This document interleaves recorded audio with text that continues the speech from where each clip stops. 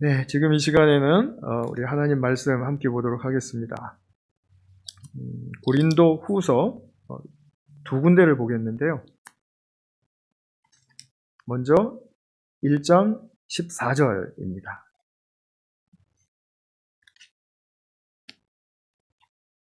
고린도 후서 1장 14절. 제가 또 잘못 적었군요. 14절, 15절 이렇게 함께 보시겠습니다. 세 번역으로 제가 봉독하겠습니다. 여러분이 우리를 이미 부분적으로 이해했습니다마는 우리 주 예수의 날에는 여러분이 우리의 자랑거리이듯이 우리가 여러분의 자랑거리가 될 것입니다. 이러한 확신이 있으므로 먼저 나는 여러분에게로 가기로 마음을 먹었습니다. 그것은 여러분으로 하여금 두 번 다시 은혜를 받게 하려는 것이었습니다. 그리고 한 군데 우리 더 보겠습니다. 12장으로 넘어가 주시기 바랍니다. 고린도 후서 12장 9절과 10절의 말씀 제가 봉독하겠습니다. 그러나 주님께서는 내게 이렇게 말씀하셨습니다. 내 은혜가 네게 족하다. 내 능력은 약한 데서 완전하게 된다. 그러므로 그리스도의 능력이 내게 머무르게 하기 위하여 나는 더욱더 기쁜 마음으로 내 약점들을 자랑하려고 합니다. 그러므로 나는 그리스도를 위하여 병약함과 모욕과 궁핍과 박해와 곤란을 겪는 것을 기뻐합니다. 내가 약할 그때에 오히려 내가 강하기 때문입니다. 아멘. 네, 오늘은 우리 고린도 전서에 이어서 고린도 후서를 개관하는 시간을 갖도록 하겠습니다. 우리 지난주에 고린도 전서를 통해서 교회에 닥친 여러 가지 문제들이 있는 것을 보았죠. 그 문제들에 대해서 사도 바울이 어떻게 복음적으로 말씀하면서 대응했는가를 우리가 살폈습니다. 좀 내용이 많았죠. 여러 가지가 있었죠. 그것은 그 중에 또 문제 중에 하나는 사도 바울과 고린도 교회가 자꾸 이렇게 삐그덕하는 갈등 관계에 있었다라는 겁니다. 그런데 그 고린도 전서에 그 보내준 편지를 교우들이 받고 이렇게 위험한 고비를 한 단계 이제 극복을 한 것 같습니다. 그런데 또 시간이 지나가면서 그 후에 교회 다시 혼란스러운 상황을 사도 바울이 듣게 됐습니다. 사도의 가르침이나 방식이나 자질을 이렇게 공격한다라는 말을 들었고, 또 거짓 선지자들이 또 거짓 사도들이죠. 정확하게 말하면 거짓 사도들이 이제 그 교회에 이제 또 영향력을 끼치고 있다라는 사실을 이제 듣게 되었습니다. 그래서 이제 거짓 사도들은 이제 바울을 또 특히 공격을 하니까 이제 교회가 더 어지러워진 거죠. 그래서 사도 바울이 좀 나아졌나 했는데 또 이런 이야기를 들으니까 또 편지를 또 쓰게 됩니다.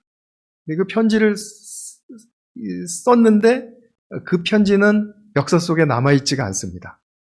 단지 내가 예전에 편지를 썼었다라고 말하는 그 바울의 말에 근거해서 그 편지가 어떤 내용일 것이다 라고 이제 추측을 할 뿐이에요. 근데 이러한 그 추정에 의해서 학자들이 이제 결론을 맺기를 사도 바울이 그렇게 두 번째로 보낸 편지는 굉장히 혹독한 편지였을 것이다. 사도 바울이 이제 격정이 올라왔다라는 이야기를 하고 싶은 거죠. 그러면서 또 한편으로는 눈물의 편지라고 이야기하기도 하고 또 근심의 편지라고 이야기도 합니다.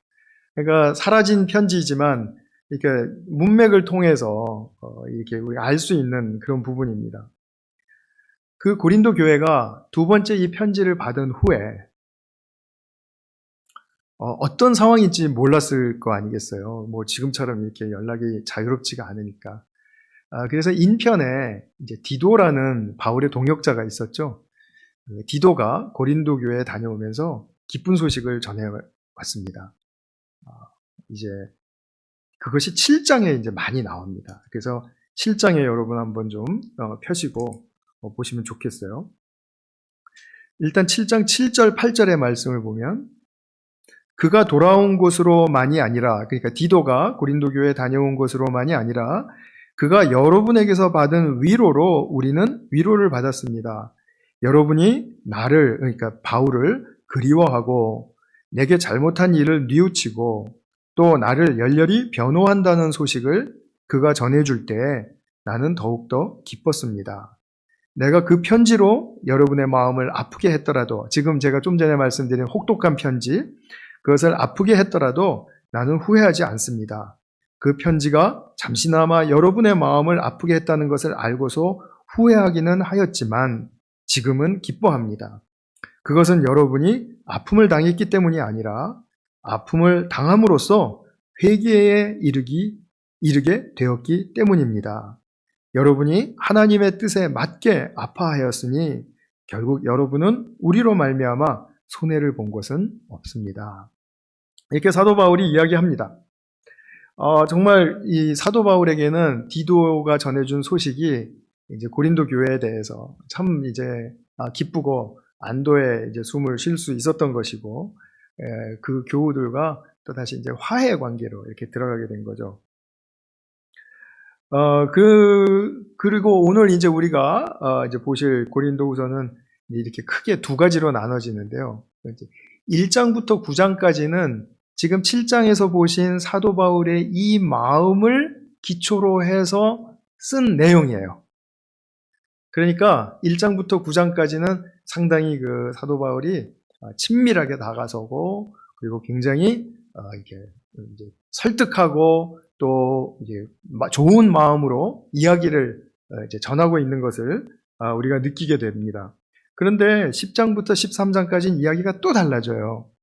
나쁜 소식을 또 듣게 되었기 때문에 쓴 글이거든요.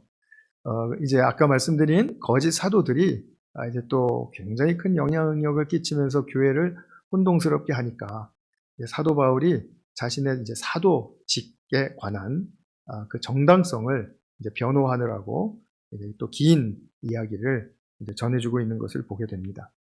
그래서 고린도 후서는 크게 두 개의 단락으로 보시면 됩니다. 1장부터 9장까지, 그리고 10장부터 13장까지 이렇게 보시면 돼요. 사도 바울이 이제 1장부터 9장까지 보면은 고린도 교회에 대해서 큰 그 교우들에 대해서 이제 자부심을 느끼고 있는 것을 느낄 수가 있죠. 몇 군데 더 보겠습니다. 7장 계속 펴고 계시죠. 이것도 오늘도 고린도후서에도 이렇게 좀 오늘 설교 시간에 다루는 성구들은 표시를 좀 해두시기 바랍니다. 7장 4절 한번 보겠습니다. 나는 여러분에게 큰 신뢰를 두고 있으며 여러분을 매우 자랑스럽게 생각합니다.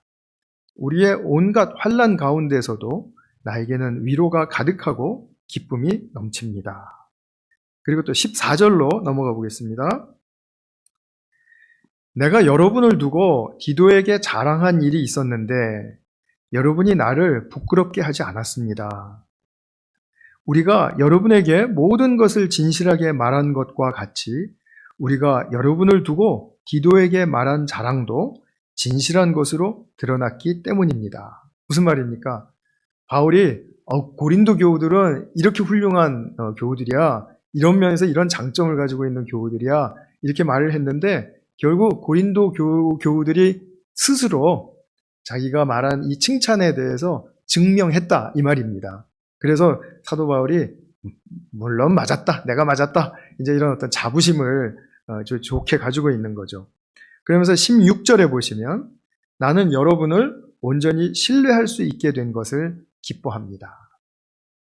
그죠? 우리가 불신하는 것보다는 신뢰하게 된 상황에 이르면은 뭐 너무 기쁘죠. 사실 우리가 불신하는 게 더 마음이 편합니까? 아니면 뭐 신뢰하는 게 마음이 편합니까?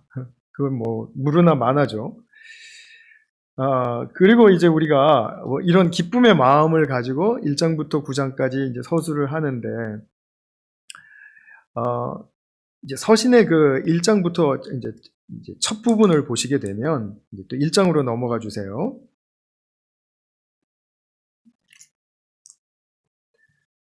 그러면 인사 말씀이 끝난 다음에 정말 환란이 극심하던 그런 이제 그 시대 속에 사역하고 있었는데, 사도 바울이 그런 환란이 큰 그런 그 상황 속에서도 하나님이 얼마나 위로하셨는가를 이제 고백을 합니다. 그러니까 그런 어려운 상황 속에서 이길 수 있었던 것은 뭐 어떤 사람의 위로도 아니고 또는 어떤 뭐 환경의 개선도 아니고 하나님의 위로였다라는 것이죠. 근데 그 하나님의 위로가 임한 통로를 계속해서 이렇게 설명을 해주는 것을 우리가 보게 됩니다. 이 문맥을 이게 잡기가 쉽지는 않은데 자꾸 읽으시다 보면 그게 이제 잡히게 돼요. 하나님이 환난 속에서 이렇게 위로를 주시는데 그 위로를 받는 통로가 뭔가예요. 통로가 뭔가. 그것을 3장에서 물론 2장도 이야기를 하고 있지만 3장에서 분명하게 이야기를 해줍니다. 그 뭐냐 하면은 그것이 우리가 새 언약의 일꾼됨을 통해서 위로를 받은 것이다. 이렇게 말을 하는 겁니다. 그러니까 그냥 우리가 기도하는 중에 위로받았어. 아니면은 그냥 좀 내가 오늘은 좀 컨디션이 좋아져서 위로받은 것 같아. 이렇게 말하는 게 아니라 자기가 사도의 직분 또 즉 이제 새 언약의 일꾼됨의 직분을 이렇게 힘들지만 감당하는 가운데 위로가 임하더라 이거죠. 그것이 나를 지켜주고 우리를 잘 인도해 주시는 하나님의 힘이었다. 하나님의 능력이었다. 이것을 지금 고백하는 겁니다. 그것을 모세의 직분과 3장에서 비교하면서 구약의 모세의 직분보다도 지금 우리가 이렇게 초라해 보이고 처참한 상황 속에 있지만 우리가 훨씬 더 영광스러운 직분을 받은 존재들이다. 이것을 강조해요. 사도 바울은 말하자면 기독교의 개척자 아닙니까? 근데 개척하는 그런 입장에서 어떻게 이런 것들을 이렇게 확신 있게 깨달았는지 정말 놀라울 뿐입니다. 그런 부분들이 정말 저에게도 많이 도전이 되지만 우리 성도님들께도 많이 도전이 되리라고 생각이 됩니다.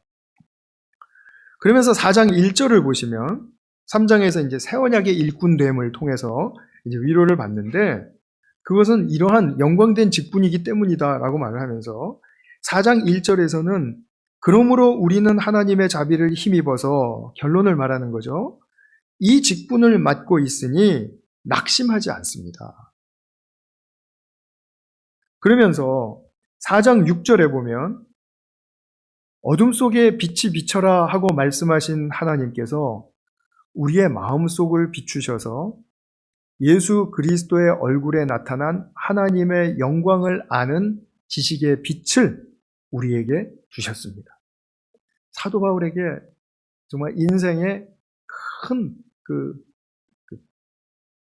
기초가 되고 그리고 유일한 기둥이 하나 세워졌다면 그것은 무엇이냐면 하나님의 영광을 아는 지식의 빛을 예수 그리스도를 통해서 우리에게 주셨다라는 것. 그것으로 말미암아 자기가 세워졌고 또 지금도 나아갈 수 있는 근거가 된다라는 것이죠. 그런데 실제 상황은 어떤가? 7절부터 11절까지 이제 나옵니다. 저 죄송한데요. 저 물 좀 한 잔 좀 주실 수 있으면 좋겠는데요. 감사합니다. 물을 주실 때는 별로 마시고 싶은 마음이 없는데 물이 없으니까 또 물이 너무 또 안타깝고 또 아쉽네요. 이거 죄송합니다. 예배 시간에 흐름을 좀 깨지 않았으면 좋겠습니다. 그 상황은 어땠는가? 7절부터 11절까지입니다. 우리는 이 보물을 질그릇에 간직하고 있습니다. 그 영광을 아는 지식의 빛을 질그릇된 자기에게 이제 비춰주셨고 우리에게 비춰주셨다고 했는데 그 질그릇에 간직하고 있대요. 이 엄청난 능력은 하나님에게서 나는 것이지 우리에게서 나는 것이 아닙니다. 자, 이제 설명을 합니다. 우리는 사방으로 죄어 들어도 움츠러들지 않으며 답답한 일을 당해도 낙심하지 않으며 박해를 당해도 버림받지 않으며 거꾸로 뜨림을 당해도 망하지 않습니다. 우리는 언제나 예수의 죽임 당하심을 우리 몸에 짊어지고 다닙니다. 그것은 예수의 생명도 또한 우리 몸에 나타나게 하기 위함입니다. 우리는 살아있으나 예수로 말미암아 늘 몸을 죽음에 내어 맡깁니다. 그것은 예수의 생명도 또한 우리의 죽을 육신에 나타나게 하기 위함입니다. 계속 이야기를 하는 것입니다. 자, 이것이 지금 사도 바울이 자신이 당한 그런 그 실질적인 상황을 묘사하면서 그러면서 자기가 결코 낙심하지 않는 것은 예수의 생명이 우리가 죽는다 하더라도 우리를 통해서 드러나기 때문이다 라고 그렇게 증거하는 것입니다. 그러면서 16절에 다시 한번 이야기하죠. 4장 16절, 그러므로 우리는 낙심하지 않습니다. 우리의 겉사람은 낡아가나 우리의 속사람은 날로 새로워집니다. 지금 우리가 겪는 일시적인 가벼운 고난은 가볍지 않거든요. 근데 일시적인 가벼운 고난은 비교할 수 없을 정도로 영원하고 크나큰 영광을 우리에게 이루어 줍니다. 우리는 보이는 것을 바라보는 것이 아니라 보이지 않는 것을 바라봅니다. 보이는 것은 잠깐이지만 보이지 않는 것은 영원하기 때문입니다. 자, 여기서 강조하는 건 뭡니까? 보이지 않는 것이 더 중요하다는 거죠. 보이지 않는 것. 그래서 5장에서는 보이지 않는 것이 중요하다라는 말씀을 또 계속 이어가고 있습니다. 이 5장을 보면 이제 5장이 이제 그 참 유명한 말씀이 많잖아요. 근데 일단 5장에 1절부터 10절까지 이제 전반부에서는 이제 보이는 것이 중요한 것이 아니라 보이지 않는 것이 더 중요하다라는 것과 함께 그것을 위해서는 믿음으로 살아야 한다. 믿음은 영혼의 눈을 뜨고 보이지 않는 것을 보는 눈이니까요. 그래서 이런 그 믿음으로 살아가는 것이다 라는 그런 이제 우리의 방식 자체가 달라져야 한다라는 것을 강조해요. 그러면서 가장 귀한 소명 다시 한번 여기서 언급합니다. 새 언약의 일꾼됨이 굉장히 중요한 이제 축복의 통로라고 말씀을 드렸지 않습니까? 그런데 여기선 이제 화해와 더 구체적으로 이야기한 거죠. 화해와 화목의 사신으로서 직분을 가지고 그리고 살아가는 것은 얼마나 영광스러운 일인지 알 수가 없다. 하나님과 사람 사이의 화목의 사신으로서 또 사람과 사람 사이의 화목의 사신으로서 살아가는 것은 그보다 더 영광스러운 일은 있을 수 없다라는 세상적인 그런 가치관, 세상적인 그런 잣대를 훨씬 더 넘어서는 정도가 아니죠. 이건 완전히 차원이 달라진 이제 그런 소중한 영광스러움을 우리에게 또 말해주고 있는 것입니다. 그러니까 이 말씀의 뜻은 보면 예수님을 만난 사람이 알 수 있어요. 예수님을 만나지 않으면 사실 이 말은 참 이렇게 받아들이기가 쉽지가 않습니다. 그래서 이 지금 사도 바울이 하고 있는 이 말, 지금 15장 11절부터 이제 21절까지 나오는 그런 말씀 속에서 16절, 17절 참 굉장히 중요한 말씀이죠. 고린도 후서의 요절이라고도 볼 수 있는데요. 제가 한번 읽어보겠습니다. 그러므로 이제부터 우리는 아무도 육신의 잣대로 알려고 하지 않습니다.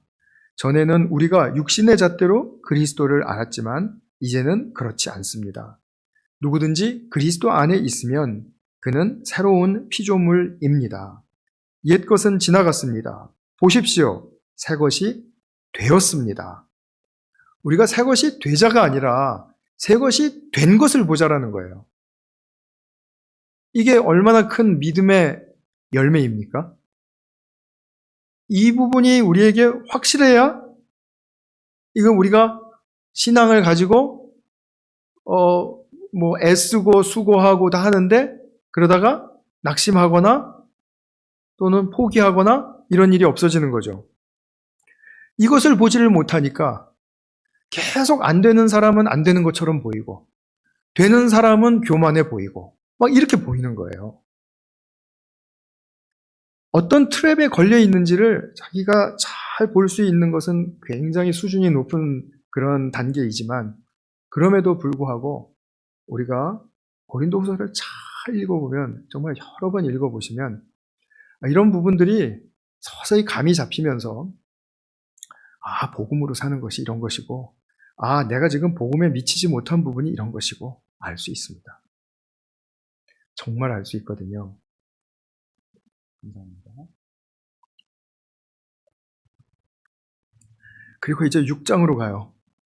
6장으로 가서 이러한 일이 일어나는 때는 은혜의 날이고 구원의 때입니다. 이렇게 천명을 해요.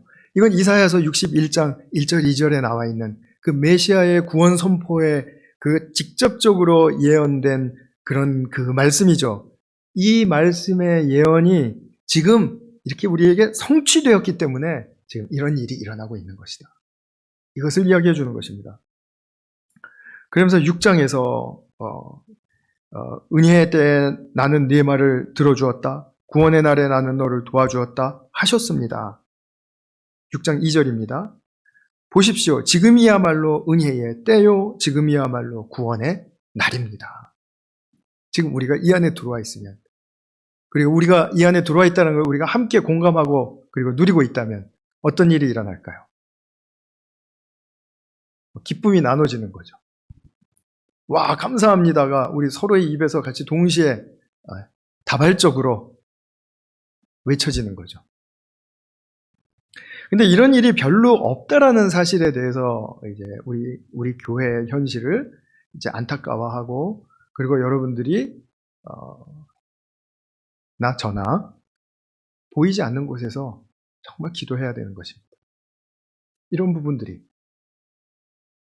만약에 보이지 않는다고 해서 정말 안 일어나고 있는 건 또 아니거든요. 그러니까 또 일어나고 있는 부분들을 감사하면서, 그렇지만 또 대부분의 경우에 있어서는 안 일어나는 것을 또 안타까워하면서, 그걸 막 떠벌리지 말고 우리가 조용히 자기의 자리에서 진지하게 아픈 가슴이든지 감사로 북받치는 마음이든지 그거를 주님께 토로하는 것이죠. 그러면서 이제 4절부터 10절까지 좀 길게 사도 바울의 그 지금 형편과 또 자기가 가지고 있는 그런 관점, 그리스도인에 대한 관점에 대해서 한번 좀 살펴보도록 하겠습니다. 우리는 4절부터입니다. 우리는 무슨 일에서나 하나님의 일꾼답게 처신합니다. 우리는 많이 참으면서 환난과 궁핍과 곤경과 매맞음과 옥에 갇힘과 난동과 수고와 잠을 자지 못함과 굶주림을 겪습니다. 또 우리는 순결과 지식과 인내와 친절과 성령의 감화와 거짓없는 사랑과 진리의 말씀과 하나님의 능력으로 이 일을 합니다. 우리는 오른손과 왼손에 의의 무기를 들고 영광을 받거나 수치를 당하거나 비난을 받거나 칭찬을 받거나 그렇게 합니다.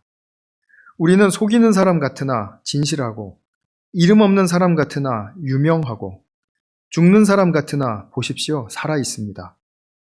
징벌을 받는 사람 같으나 죽임을 당하는 데까지는 이르지 않고 근심하는 사람 같으나 항상 기뻐하고 가난한 사람 같으나 많은 사람을 부요하게 하고 아무것도 가지지 않은 사람 같으나 모든 것을 가진 사람입니다. 이것이 사도 바울이 가지고 있었던 그리스도인에 관한 안목이고, 그리고 정의라고 말할 수 있습니다. 사실 고린도 후서를 볼 때마다 저는 참 많이 회개해요. 정말 이 상황과 이런 가운데서도 어떻게 이렇게 영광스러운 복음을 끝까지 붙여잡고 그리고 이렇게 끝까지 달려갈 수 있었을까 하는 그런 부분에 대해서 제가 참 많이 이제 놀라곤 합니다. 자, 그래서 이렇게 이제 6장까지 설명을 한 다음에, 그리고 또 6장에서는 이제 또 뒷부분에서는 이제 지난 시간에 고린도전서에서 말씀드린 것과 같이 우리가 교회가 또 성도가 하나님의 성전 아니냐, 하나님의 영이 거하시는, 성령이 거하시는 성전 아니냐, 이런 것들 이제 다시 한번 이제 일깨워 주고요. 그 다음에 이제 7장으로 넘어가서 이제 제가 서두에서 언급한 것처럼 고린도 교회에 대해서 이제 자랑스럽고 또 신뢰하는 그런 마음을 많이 이제 표현을 하고 있습니다. 그러면서 고린도 후서에서 좀 특별한 내용이 나오는데 8장, 9장에서는 이제 헌금에 대한 이제 가르침이 이제 길게 서술이 됩니다.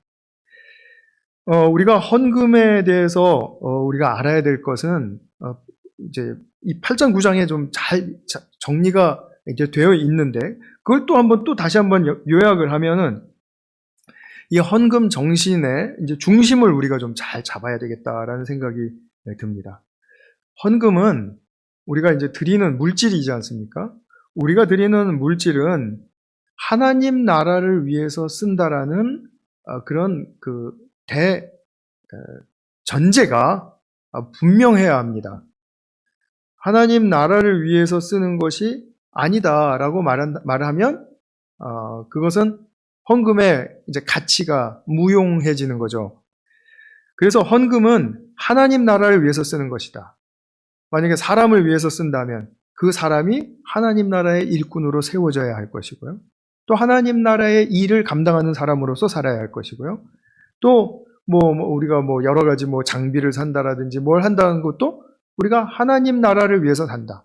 교회의 영광이 아니라 하나님 나라의 영광을 위해서 한다라는 그런 좀 큰 그런 스케일을 가지고 우리가 헌금에 동참하시는 것은 되게 중요합니다.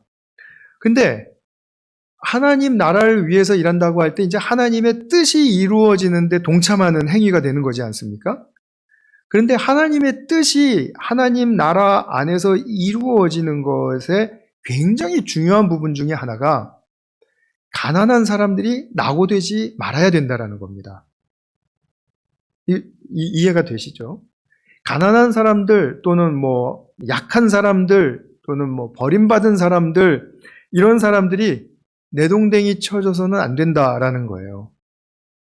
그러니까 교회가 헌금을 할 때 하나님 나라를 위해서 헌금을 한다면 교회 안에서 구체적으로 무엇을 해야 되는 겁니까? 가난한 사람들이 낙오되지 않도록 도와줘야 되는 것입니다. 헌금을 거기다 이렇게 쓰는 것은 굉장히 중요한 목적이라고 말을 할 수가 있어요. 그래서 교회에 무슨 헌금 종류가 많지 않습니까? 우리 교회도 보면 지금 6개, 7개 막 이렇게 나오잖아요. 근데 그거 다 적게 나오더라도 어렵다는 소식을 들었는데 그 교우를 위해서 헌금을 하는 것. 그러니까 혹시라도 다른 데 쓰일지 모르니까 이제 지목 헌금을 하는 거죠. 그래서 누구를 위해서 이 헌금을 전해 주십시오. 이렇게 해서 헌금을 하면 그러면은 어려움에 처한 사람들이 교회의 이름으로 받게 되니까 그러니까 내가 누구한테 특별히 신세 졌다 이런 생각도 하지 않고 이게 바로 하나님 나라의 축복이구나. 이게 하나님 나라에 들어왔을 때 우리 모두가 함께 누릴 수 있는 영광스러움이로구나. 나도 형편이 좀 펴면 어려운 사람들 교회 안에서 먼저 찾고 도와줘야지. 이제 그렇게 하는 거죠. 그래서 우리 교회 같은 경우에 보면 구제헌금이 상당히 많은 비중을 차지하지 않습니까? 그러나 이제 1년 예산 세울 때는 그것이 몇 %가 될지 모르기 때문에 그냥 오픈으로 놔둬요. 근데 항상 보면은 뒤에 가서 볼 때는 우리 재정부장님이 보고할 때 구제헌금이 몇만 불대로 이렇게 지금 올라가잖아요. 그런 것들은 우리가 굉장히 그 헌금을 잘 유용하고 있다. 이렇게 말을 할 수가 있겠죠. 사도도 그랬습니다. 사도도 지금 이 헌금을 강조하는 이유가 그때 당시 가난한 시대였지 않았습니까? 그런데 더군다나 기근이 닥쳐서 예루살렘에 이제 굶주리는 사람들이 많이 생기게 되었어요. 그러니까 사도 바울은 그 사이에 이제 다른 이방 지역으로 가서 이제 교회를 개척하고 교회를 이제 이렇게 이제 고여가 부흥하고 이렇게 했는데 오히려 그 나중에 세워진 교회들이 예루살렘에 있는 교우들이 정말 굶주림과 그 기근 때문에 너무 시달리고 힘들어한다라는 소식을 듣고 막 엄청난 그 헌금을 모아서 그래서 예루살렘에 이제 전달하고 막 이렇게 하는 일이 일어났는데 거기에 이제 동참하자라는 의미로 지금 고린도 교우들에게 헌금을 이제 강조해주고 있는 것입니다. 그래서 2절, 3절 보시면 8장 2절, 3절 보시면 그들은 큰 환난의 시련을 겪으면서도 그러니까 이방 교회들이요. 겪으면서도 기쁨이 넘치고 극심한 가난에 쪼들리면서도 넉넉한 마음으로 남에게 베풀었습니다. 내가 증언합니다. 그들은 힘이 닿는 대로 구제하였을 뿐만 아니라 오히려 힘에 지나도록 자원해서 하였습니다. 제가 우리 광고 시간에 우리 허리케인 아이다로 말미암아 이제 피해 입은 분들을 위해서 헌금을 하자고 했는데 오늘 이 말씀을 좀 기억해 주시면 좋겠습니다. 힘이 닿는 대로 자원해서 이것이 헌금의 행동의 두 기초 수칙이거든요. 그러니까 힘이 닿는 대로 하시고 자원해서 하시고 이 두 가지를 잘 지키시면서 가하시면 그러면 이 헌금에 동참하시면 되겠습니다. 그것이 저는 하나님 나라를 위해서 사용되어지는 것이라고 분명하게 확신하고 이렇게 권면을 드립니다. 자, 그래서 헌금에 대한 내용이 8장, 9장에 이렇게 나왔어요. 그랬는데 이제 10장부터는 이야기가 좀 달라집니다. 저도 냉수 마시고 좀 이렇게 속을 차린 다음에 10장부터는 또 이제 힘든 이야기들이 나오기 시작하는 거죠. 거짓 사도들이 이제 난동을 부린 거예요. 11장 13절에 보면 이런 사람들은 거짓 사도요, 속이는 일꾼들이요, 그리스도의 사도로 가장하는 자들입니다. 거짓 사도라고 말했고 속이는 일꾼이라고 말했습니다. 이들이 했던 일이 뭘까요? 바울을 공격하는 거였습니다. 동역자들에 대한 그리고 또 바울의 동역자들에 대한 비난을 퍼붓는 거죠. 디도가 다녀갔다고 했죠? 분명히 디도도 그 대상이 되었을 겁니다. 뭐 그 외에 우리가 알지 못하는 많은 이제 그 바울의 동역자들 이제 그 비난을 하고 또 폄훼하고 하는 것이죠. 슬픈 것은 고린도 교우들이 바울과 기껏해서 또 화해의 관계로 들어왔는데 여기 또 흔들리기 시작하는 거예요. 끝도 없죠. 그래서 그들의 말을 받아들인 겁니다. 11장 3절 4절 보면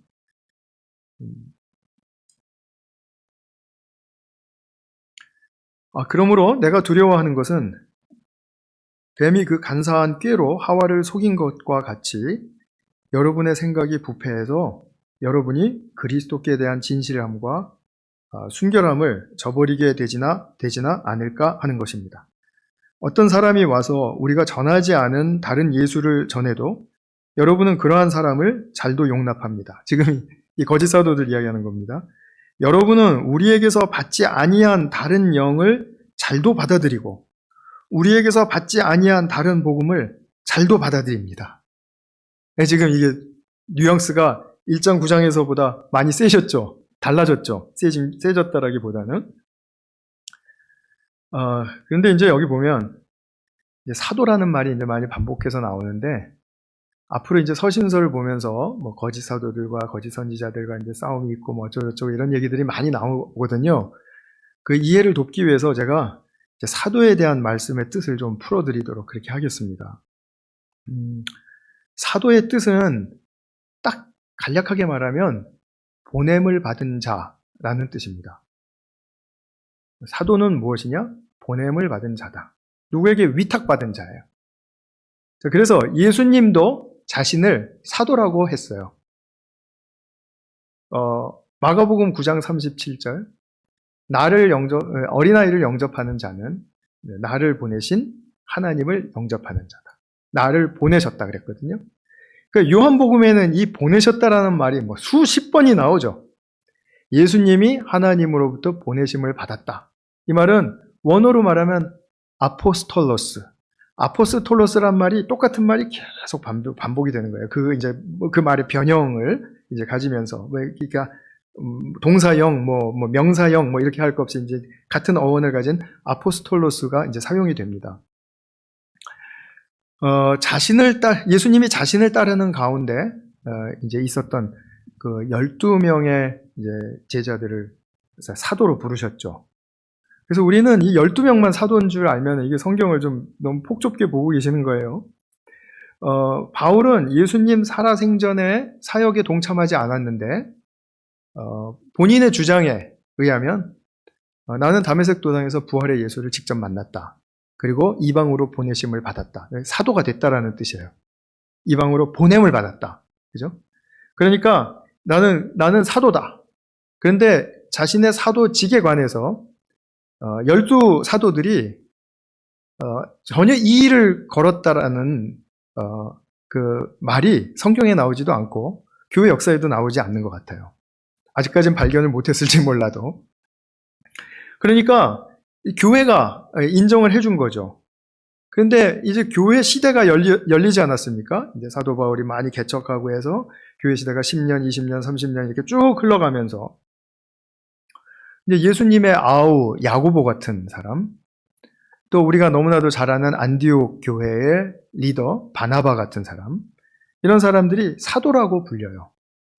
그러니까 사도행전 14장 4절에 보면 바나바도 사도라고 이제 하나 불리는 거죠.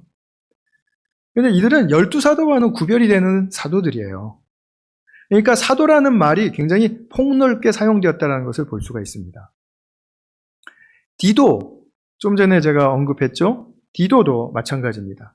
고린도후서 8장 23절을 보시면 거기 뭐라고, 이건 가까우니까 제가 한번 읽겠습니다. 디도로 말하면 그는 내 동료요, 여러분을 위한 내 동역자입니다. 그리고 그와 같이 간 우리 형제들로 말하면 그들은 여러 교회의 심부름꾼들이요 그리스도의 영광입니다. 자, 여러 교회의 심부름꾼들이다. 이 말이 지금 좀 전에 말씀드린 아포스톨로스라는 말을 쓰는 거예요.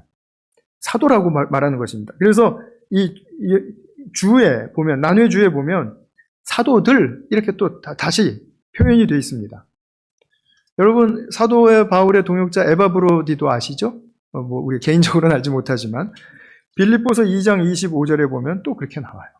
에바브로디도도 사도라고 불림을 받아요. 에베소서 4장 11절을 보면 예수님이 교회를 위해서 여러 지체들을 부르셨는데 이렇게 부르셨다고 이야기합니다. 어떤 이는 사도로, 어떤 이는 예언자로, 전도자로, 목사와 교사로 부르셨다. 이렇게 말합니다.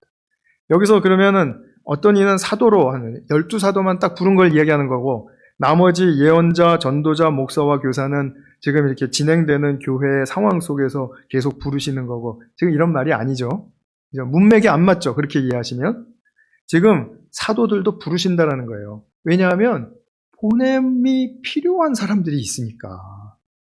아포스톨로스가 교회에는 항상 필요하니까. 그래서 사도라고 이렇게 부른 거예요. 그러니까 우리가 이제 거짓 사도들이다 이렇게 말할 때는 그들이 이렇게 말을 할 가능성이 높습니다. 이제 교회 개척이 얼마 안 된 이제 그곳에 이제 찾아 들어가서 내가 사도 베드로한테 가르침을 받았던 사람인데, 아니면 돌아다니다 보면은 사도 요한 같은 사람은 80년을 살았거든요. 예수님을 쫓아다닌 이후로 한 20살부터 시작해서 100세까지 살았단 말입니다. 80년 동안 사도 요한이 만난 사람들이 얼마나 많이 있었겠어요. 그죠? 더군다나 복음에 관심이 있다 그러면 다 사도 요한에게 와서 직접 말씀을 듣기를 원했을 거 아닙니까?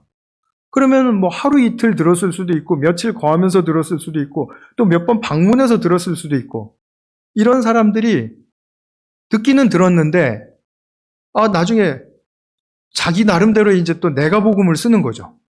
그래서 이런 말은 이렇게 되고 저런 말은 저렇게 되고, 그리고 교회에 보니까 저런 나쁜 짓을 하는 사람들이 있어 보이고 막, 그러니까 또 사도 바울 같은 경우에 보니까 이제 조금 이따가 다루겠지만 저 고린도 교회 헌금 뜯어먹으려고 하는 그런 수작이 보이는데, 막 이런 식으로 공략을 하면서 그 교회에 내가 사도 요한에게 가르침을 받았던 사람인데 이렇게 나오면 그 교회 사람들은 얼마나 설득이 잘 되겠느냐라는 거죠. 그러지 않습니까?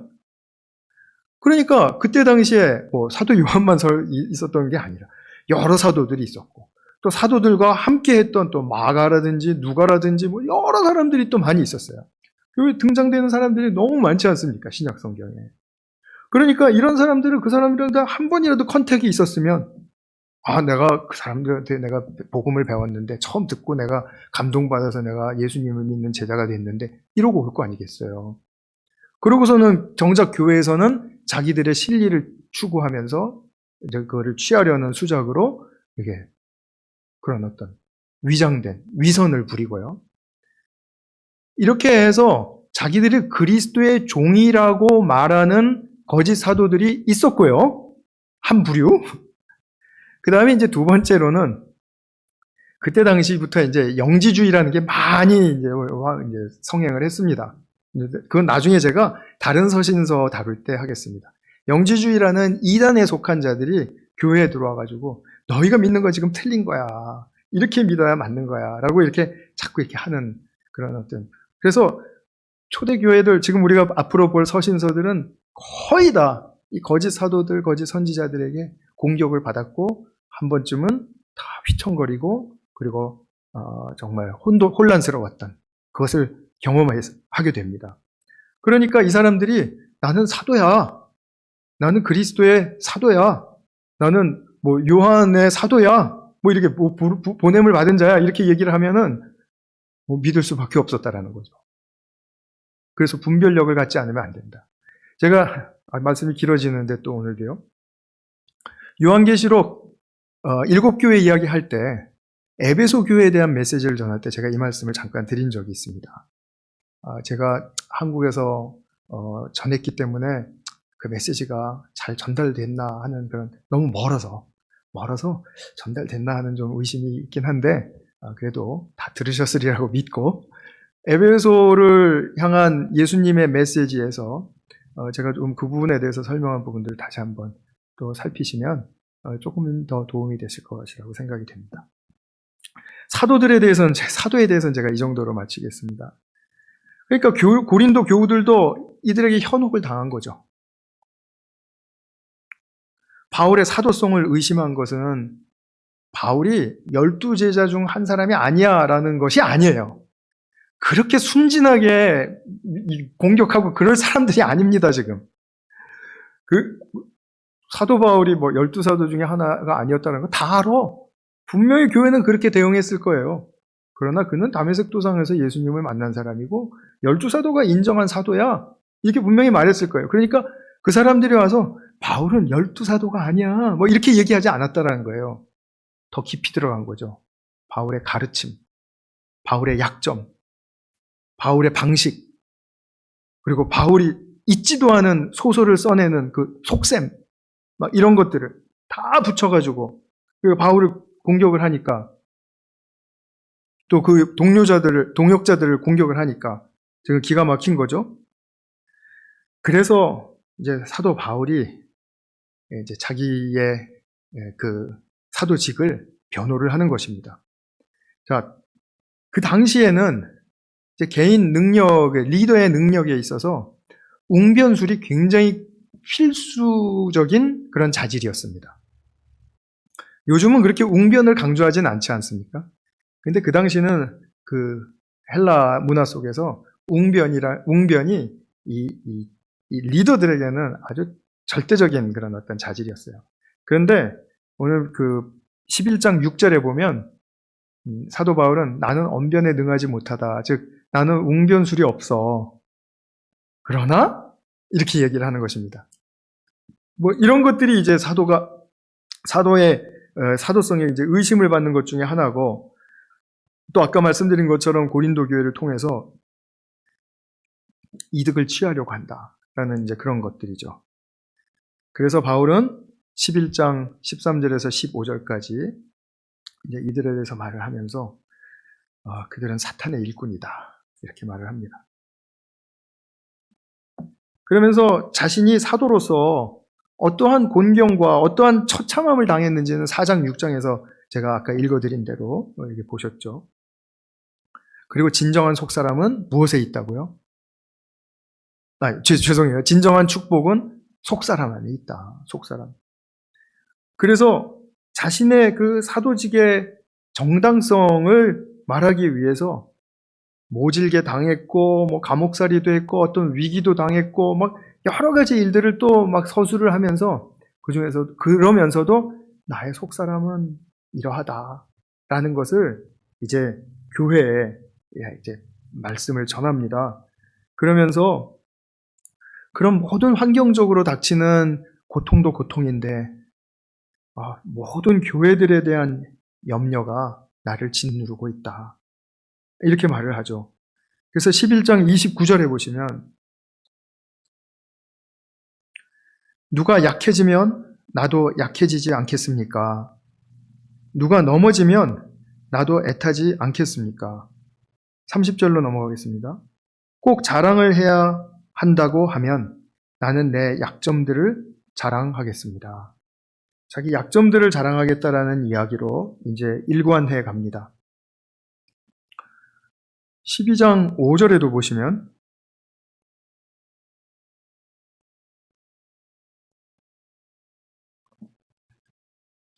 나는 이런 사람을 자랑하려고 합니다. 그러나 나 자신을 두고서는 내 약점밖에는 자랑하지 않겠습니다.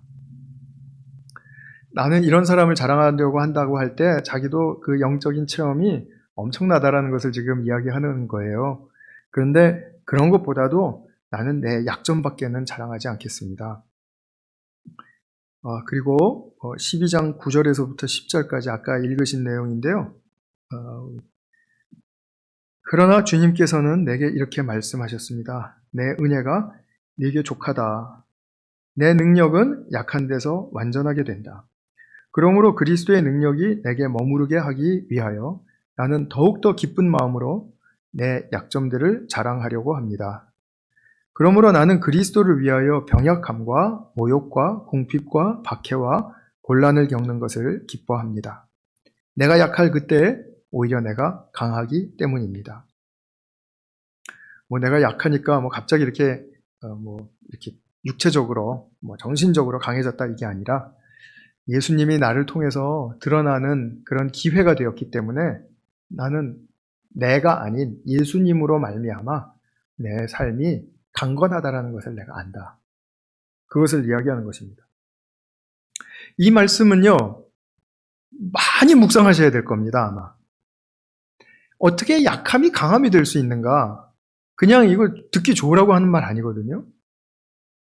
그리고 사도 바울이 지금 가뜩이나 자기가 약해 보여서 오해를 받고 고린도 교우들에게 의심을 받고 있는 그런 상황이거든요. 그런데 이분이 이야기하는 것은 약함을 통해서 나의 강함이 드러난 것을 왜 못 보느냐, 지금 이 말이지 않습니까? 그러니까 지금 실질적으로 사도 바울은 이 경험한 것을, 자기가 확신하는 것을 지금 말하고 있는 거죠. 그럼 도대체 그 확신하는 바가 뭐냐? 이것을 우리가 잡아야 된다는 거예요. 근데 이게 믿음에 관련된 이야기입니다. 어디 딱 말로 나와가지고 그걸 잡게 된다는 뜻이 아니고요. 정말 사도 바울이 지금 계속 문맥을 살피셔야 된다고 제가 늘 강조하는데, 문맥을 살피시면서 뭐가 도대체 그에게는 강함인가? 지금 그거를 붙들으셔야 된다는 거죠. 감이 잡히시는 분이 있을까요? 제가 최대한대로 가깝게 저의 이해를 여러분들께 설명을 드린다면, 자기의 상황은 아프거나 의심을 받거나 고통을 받거나 그거는 어쨌든 그냥 현실적인 사실이에요. 사실인데 그런 속에서도 자신이 새 언약의 일꾼으로서 세워졌고 나는 그 일을 아직도 붙들고 있다. 예수님을 전하고 있다.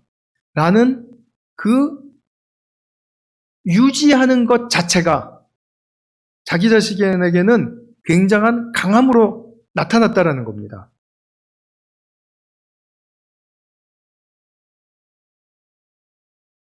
잘 생각해 보시기 바랍니다. 그러니까 뭘 잘해서 강한 게 아니에요. 내가 진짜로 실질적으로 뭐 강해져서 강한 게 아니고요. 내가 이 사도의 직분을 잘 지금도 지키고 있는 이 자체가 예수님이 드러나셨다라는 증거이다. 나의 삶을 통해서. 지금 그 얘기입니다. 물론 더 깊은 의미가 있을 것 같아요. 그 여러분들이 각자 잘 헤아려 보시기 바랍니다. 사도가 지금 이런 말을 자기 사도직을 변호한다라고 하는 그 정말 중대한 순간에 꼭 해야만 하는 말일까? 진짜 좀 우리가 생각이 좀 이해하기 어렵죠. 근데 사도는 이랬을 것 같아요. 내가 진짜 지금 나에게 일어나는 이 영적인 현실을 분명하게 이야기해 줬을 때 이해하고 그리고 설득되는 사람 있을 것이다. 부디 모든 사람이 그렇게 되기를 바라겠죠. 그러나 또 현실은 못 알아듣는 사람도 있을 것이고 여전히 오해를 더해가는 사람도 있을 것이고 자기가 이런 말을 함으로써 자기 자신의 사도직에 대한 고린도 교회의 인정은 또 추락할 수도 있을 것이다 라는 것을 분명히 감지는 했을 것입니다. 그러니까 우리가 자기 자신을 변호한다고 할 때 이게 도움이 될 수도 있고 해가 될 수도 있지 않습니까? 자, 우리가 참으로 이게 어려운 상황입니다. 고린도 교회와 이 사도 바울의 관계가 굉장히 어렵습니다. 근데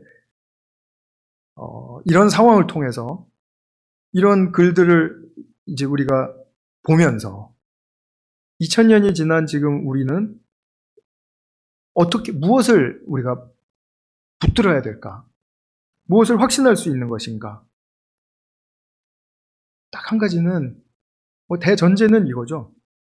예수님의 은혜의 능력은 보내심을 받은 자로서 그가 약하다 할지라도 약함을 통해서 온전하여지는 길이다.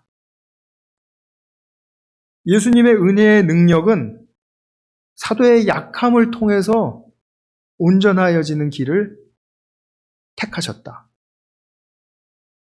그렇기 때문에 예수님이 그렇게 정하셨고 역사하시기 때문에 그렇기 때문에 사도 바울에게는 그것이 정말 경이롭게 느껴질 수 있었던 것이죠.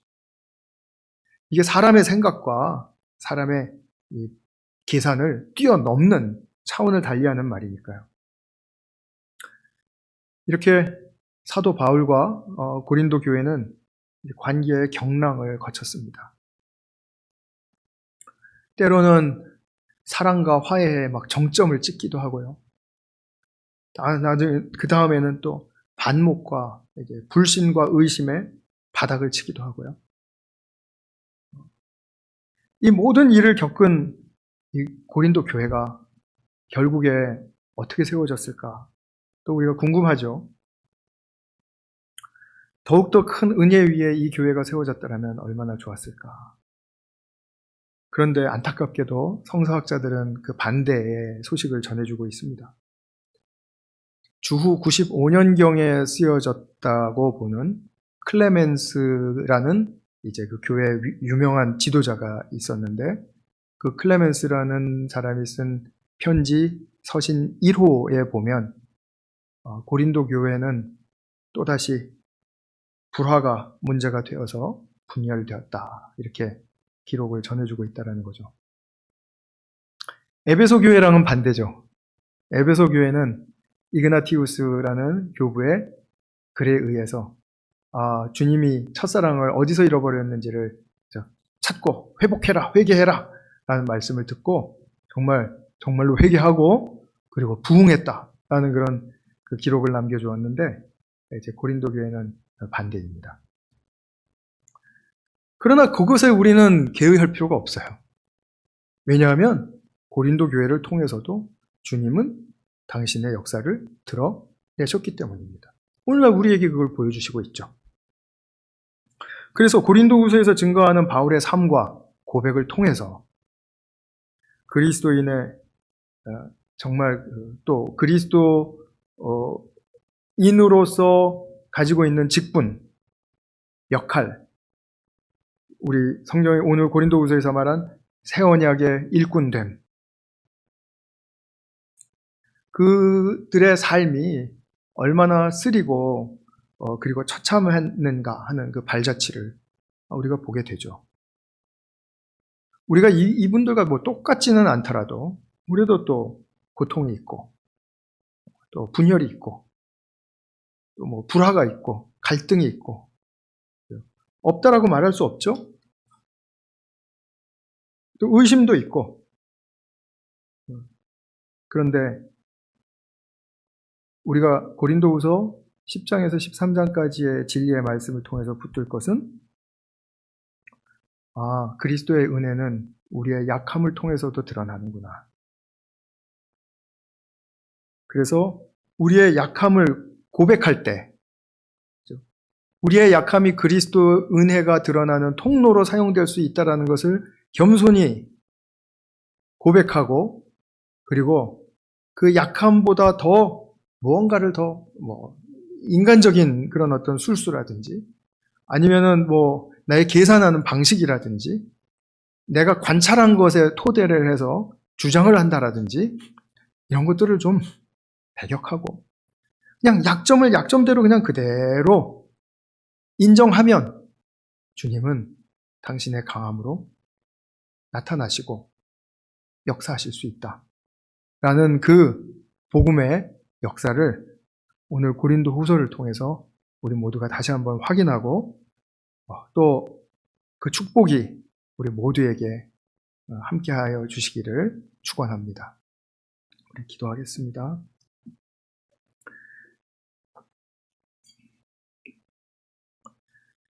사랑하는 아버지 하나님, 사도 바울이 얼마나 큰 고통을 겪었을까, 또 고린도 교회는 또한 얼마나 큰 고통을 겪었을까. 참 우리가 성경을 살피다 보니 참 많은 것들을 생각하게 됩니다. 주님, 정말 이러한 그 주님의 교회 안에서 일어나는 그런 많은 일들로 말미암아 참 리더나 또는 교우들이나 서로가 큰 고통을 겪는 것은 사실이지만 그러나 우리의 약함을 그대로 인정하고 약함을 내가 메우려고 하지 않고 약함을 내가 강하게 만들려고 애쓰지 말고 그것을 그대로 주님 앞에 가지고 나아가 고백하면 정말 주님은 당신의 은혜로운 역사를 드러내는 통로로 사용하신다라는 그런 우리 진리의 교훈을 잘 배울 수 있도록 축복해 주시기를 간절히 소망합니다.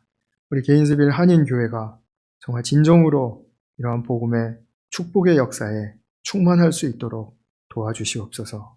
예수님의 이름으로 기도하였습니다. 아멘.